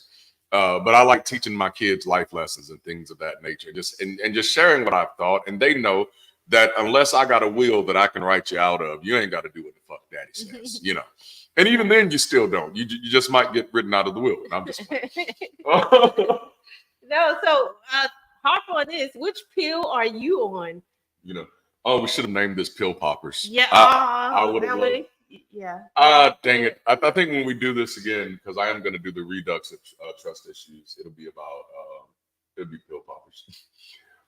So we're gonna, and we're getting close to the wrap up here. Trust, the blue pill, represents comfort in the known, even if it's superficial or an illusion. While truth, red pill, is about confronting reality as it is, which is often more complex and challenging. The interplay between the neurochemicals effects of oxytocin and the cognitive evaluations of the prefrontal cortex demonstrates how our brain navigates these choices. We often choose comfort over truth, and I think we need to understand that. So many times we understand it about other people, but I think we need to understand it about ourselves as well, because we're people too. Right. And so just kind of, you know, get a little stamp reminder up there that I'm one of those people who might choose comfort over truth. That's the only way you can do the work to make sure that you're not choosing comfort over truth. So just as oxytocin can make the familiar safe, or the familiar feel safer and more trustworthy, people often choose to stay within their comfort zones, avoiding the discomfort of challenging their perceptions of the status quo, which is ultimately what the Matrix is about, is moving from what was comfortable, even though it wasn't desired. So, and that was the thing, like, Neo's character lived in a world that represented comfort for him, but it was a world that he did not desire, but a world that he felt like he was stuck in. And so, which brings just like another nuance to this idea of comfort. Some people aren't comfortable because they're comfortable. Some people are comfortable because they feel like that's their only option. That's the only option. That's so true. Man. Yeah. And so remember we used to talk about that, giving people options. Yeah. Giving other options so they have the space to actually choose something different. That's right. Which, you know, means choosing truth involves a conscious effort to override the natural tendency to remain comfortable. And I think that's what we forget, that truth as we perceive it eventually becomes a part of that belief structure in our minds and becomes a part of that security blanket. So then any new information that challenges that security blanket, we're likely going to re-engage that same problem. And so it requires both courage and cognitive effort to accept realities that may disrupt your sense of safety, security, or even identity, and to build in safeguards in your life to be able to recognize them. Many of the people that I've counseled who have legitimate trust issues in relationships also tend to have a long history of ignoring hard truths for the sake of dissonance avoidance. And so I think of some of the people who had a cheating spouse and how long they saw the signs, but refused to engage the signs or interrogate the signs because that would just be too much to deal with mentally for them. So it's like living in a world where they know you're a liar, but have convinced themselves that it's more comfortable not to treat you like a liar. And you know what? You know how we have some people in our community say, "Oh, you over here looking for trouble." They try to make it seem like, I guess, is that gaslighting? Make it seem like, oh, that ain't nothing. What you doing? Absolutely. Yep, that is absolutely gaslighting. Absolutely. I've trusted people over the years who were absolutely untrustworthy. And when I go back and critically engage those moments, for me, it becomes clear that the signs were often there, but I often accepted the illusion based on a false sense of safety and faith. And so it was really like, I have faith that you're going to be better than you are, and that's kind of like what you were talking about earlier with the benefit of the doubt. I got the benefit of the doubt that even though you're showing me these signs, but I have faith that if I keep being a good person to you, that you're going to become a better person. And that's really not how that works. Yes, even though every behavior is totally different. Can you hit these next? You can hit the next section, and I'll hit the one after that. Yeah. So, the resistance fight against the machine overlords reflects a broader mistrust of systems of power. This theme resonates with contemporary societal issues where institutional trust is eroding and individuals or groups often find themselves questioning and resisting authoritative narratives. Yes. The choice offered by the Matrix between the red pill and the blue pill serves as a metaphor for the decision to either question or accept the structures and realities imposed by higher powers. Okay, so that just reminded me of two things, not only The Matrix, but also Westworld. Both of these shows really engage this phenomenon. Like when Dolores was off track, they tried to use the other host in the park to get her to go back. You know what I'm saying? And in The Matrix, you see the same thing when somebody seems like they're waking up or breaking free, other people around them start trying to get them back. And I hope we realize that these are real things that we do to people. And oftentimes, like even though in The Matrix and in the Westworld, it's very intentional and it's coming from some, pie in the sky somewhere. For us, like the social programming is so efficacious that it has put us to the point that no one has to tell us to stop them from being different. We've been so well programmed that anytime somebody's doing something that we don't do or that we're not used to seeing or that doesn't match what we think is comfortable, we're already doing the work for the Matrix, for it. They say, hey, no, don't you do that. Attacking it and everything. Yes. Yes, they're the gatekeepers. The gatekeepers, absolutely. Somebody told me stop playing with my nose on a video, and I was like, "Fuck you, man! It's my nose. If my nose itch, I'm going to scratch it." And right now, it's sweating. My granny said that's a sign that I'm evil. She said, if she said your nose percolate with sweat right here, that's a sign that you eat. Now that wasn't Granny Cookie. That was the other granny. Yeah. Oh, another trip in that. Both of them Marys. Yeah. But anyway, so. A significant part of Neo's arc is about self-trust, which I like to poetically call fidelity of self. His journey from a doubter to a believer in his abilities as the one mirrors the process of internal trust development. And I love that because that's really what it's about. Neo coming to trust in himself. But the franchise shows that that's not static. So I can trust myself today. I don't know about tomorrow. I don't know how I'm going to feel about it because that's going to bring different experiences. And so it's kind of like what we were saying earlier is that trust is something we do have to constantly re-engage. And so like even in relationships, no, be honest with people. I may trust you today. I may not trust you tomorrow. Yeah. Like, the activity, the behavior is going to change my trust. But this is good. And it also highlights highlighting the thing that trust in oneself can be as crucial as trust in others, and then even trust in oneself can be as crucial as trusting in information, which brings us back to that paradox, because it's when you find out that something that you trusted is untrustworthy, the biggest victim of that becomes you, because then you feel that, oh shit, I'm not trustworthy. Like I can't trust myself, you know? And so this gives us two principles to look at: top-down processing and bottom-up processing. And so top-down processing is a cognitive process that starts with our expectations and knowledge, and that dictates to perception. Whereas bottom-up processing starts with stimuli influencing our perception without prior knowledge, you know? So it's basically presupposition, new information. Now, the relevance of this is that this dual processing explains how our perceptions can be biased by previous experiences, top down, or can be altered by new information, bottom up. In seeking truth, recognizing these processing pathways can help understand why we might resist new information or embrace it, depending on our pre-existing beliefs or the strength of new evidence. And I know many of you are like, so wait a minute, are we talking about trusting or are we talking about believing? They are highly correlated because it's like, if you notice, we're still pulling some of the same concepts from the Change Your Mind series, because choosing to trust something or choosing to distrust something is a manifestation of mind change. Yeah. You know?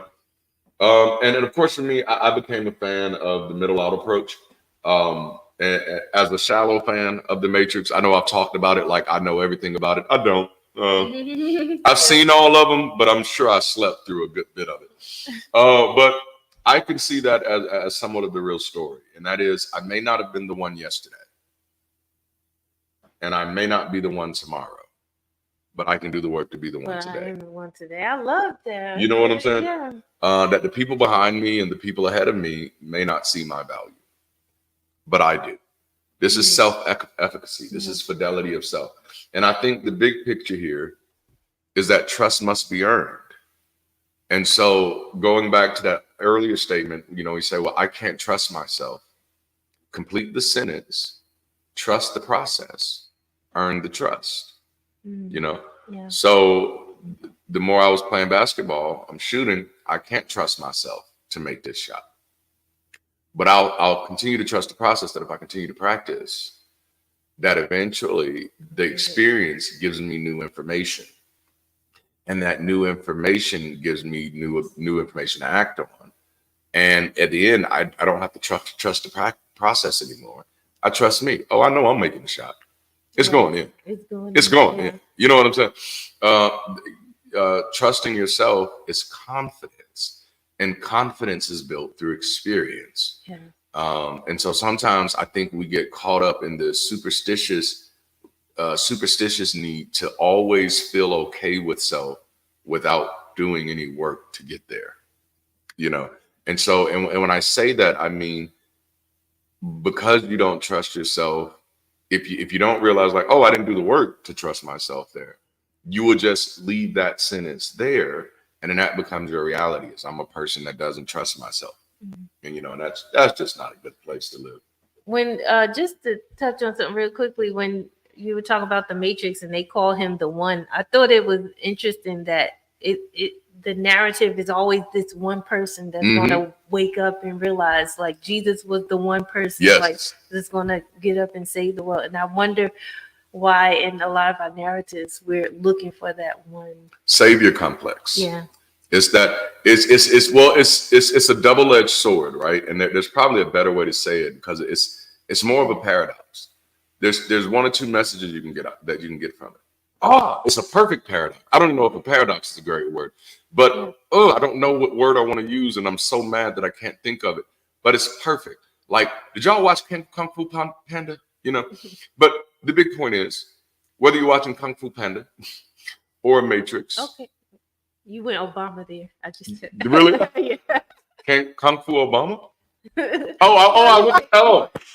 Whether you're watching Kung Fu Panda or the Matrix. The main point. The main point here. No, let me stop. See, now I want to stay stuck in it for a while. Oh my goodness! Now I want to stay stuck in it. The big point is that however you're gonna go in life, you have to see. No, see now I gotta stop. No, this is your fault. This is your fault. But what was the movie that I watched growing up with Show Enough in it? The Last Dragon. Whether you're watching The Last Dragon, Kung Fu Panda, The Matrix, any of those movies, there's typically two different takeaways. Somebody watches that movie and says somebody out there is really great. Yeah. Another person watches that movie and says, I'm the great one. Yes. And I think by far and large, my push is for more people to be able to realize that, like, hey, you're the one. You know, you're the one. And you're on a planet with 8 billion other ones. So yeah, we're all the ones. We're all the ones. Yes, yep. The one to save everyone makes me think of the main character syndrome. Yes, absolutely. Absolutely. Neo didn't trust himself in the beginning because he hadn't actually wrestled yet with his own capacity and what he could do. And the very first book that I published, that was one of my first important realizations about my own life, is that my trust issues, as it pertained to me, trusting myself, were due to my aversion of getting in the ring and learning through loss. I had become so afraid of failure because I didn't want to be defined by loss. Because, you know, so much of my community, like, that's how they wanted to define me. It was just like they were waiting for, you know, failure in some way. And so I become so averse to failure that I only jumped into rings that I knew I could win. That's good. Yeah. And then even then, I was like resistant. And so when I was writing Significant, and I thought about this aspect of, like, okay, what could my life be like? And what is this thing that I jump in and I'm struggling with? And I realized, like, dang, D, that other part of you that you see in your head, that's still you. The only difference is that version of you was actually willing to get in the ring and get knocked out a few times. Because sometimes that's the only way you can learn how to fight a new giant. You got to get your ass beat by him first. Otherwise, you don't know his weak points. You know, like, I literally have to fight you to see how you fight. You know, and then, like, that's how I engage life now. Like, I'm not out fighting folk, you know, but I'm damn sure fighting against life, you know, in a good way. In a good way. All right, and that's the end. Yes, oh man, we've made it. Thank you so much for joining us to this week. Next week, we're going to continue the series Trust Issues. We're going to be talking about nothing but the truth. And let me throw it up there. Can I see? Okay. All right. So join us back next week. We'll definitely appreciate it. If you haven't liked the video already, go ahead and like, share. We appreciate you. Come back to comment after the live is over. Yes, love and sausages. Thank you. We definitely appreciate it. Thank you to our volunteers who helping us out today. Got a shout out Alyssa and Kyle there behind the scenes helping us out. So we definitely appreciate you all. Dale, we appreciate y'all. Don't forget to jump in Discord for the post-session hangout. If you have a few moments, we'd love to see you there. We'll go ahead and throw that in the chat. You'll see that link. And oh my goodness, Norbert, thank you so much. Oh, that's beautiful. Like, man, we you know, I hate to use church talk, but we love our givers. We absolutely love our givers. Like, you have no idea how beautiful that is, because of course it just helps us build community. Absolutely. And, you know, just to touch on that, when you, even by buying the merchandise, purchasing the books, sending cash apps, we got some people who send us a quick cash app, PayPal, our patrons, the super chat, super thanks. We appreciate it so much because it helps us keep the quality of the content, or continue to upgrade the quality of the content. Yes. Produce more, get more people active. So it's really helpful. And we always say, hey, if you don't have room to give, that's okay. We appreciate you hitting the like button. We appreciate you showing up, commenting, participating, engaging. That helps as well. But we definitely I love that. Appreciate everything so we can develop our resources. You'll also see some forms that will be dropped in the chat. If you find any value of the work that we're doing, consider joining us in whatever way that makes sense for you. Again, volunteering your time. You can connect with us if you just want to stay connected through email, to get email updates. Feel free to click on the form. And I'm just going to interrupt for one moment because I'm about to step away. But please hang around to the very end of the recording today if you want to see all of the names of the people who go into helping make this happen.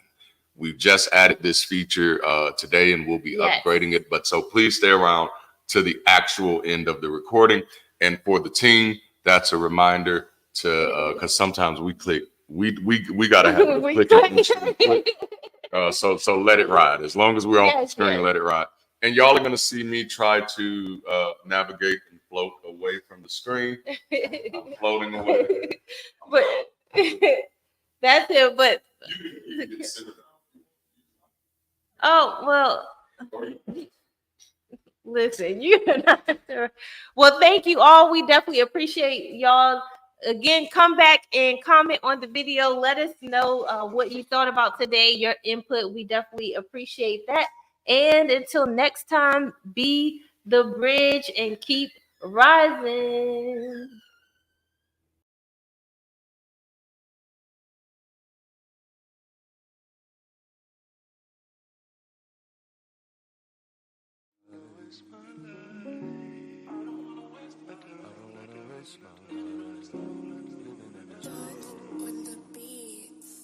It's just some things, there's no going back. You know what I'm saying? jwoodbeats.com. Yeah. I'm not the one with the issues. I hear you. Now here is your tissue. If I'm moving too fast, I might have to dismiss you. And it's really too bad, cause I really will miss you. But I'm not the one with the issues. I left him at church when I made it official. I murdered the curse with my own benediction. Left God in the dirt, call it death of the fiction. Superstition will be served an eviction. Competition will be left in the ditch. Oh my God, it's too damn hot in this kitchen. The fishes of men are now swimming with fishes. Oops, my bad, I guess I'm moving too vicious. Verses sold, I gotta put them on your wish list. Bless my soul, cause I'm dodging your little hit list. I guess you know, you just lost another witness. Gotta let me go, gotta let me go, gotta let me go. Gotta let me go, gotta let me go, gotta let me go right now. Gotta let me go, gotta let me go, gotta let me go. Gotta let me go, gotta let me go, gotta let me go, I'm out of here. I can do anything, fuck your opinions and energy. I finally got the epitome. My biggest hindrance was God can't do nothing but fail. Greater is me. I never needed your deity. All of this human capacity. When it gets rough, I can pick myself up and prevail. Cause I don't need anything other than people who fuck with me. Good business, it starts with good company. That's why your boy is obsessed with community. Cause greater is we. We can create opportunity, doing what God never did, cause a God never could, but a people is all we need. Gotta let it go.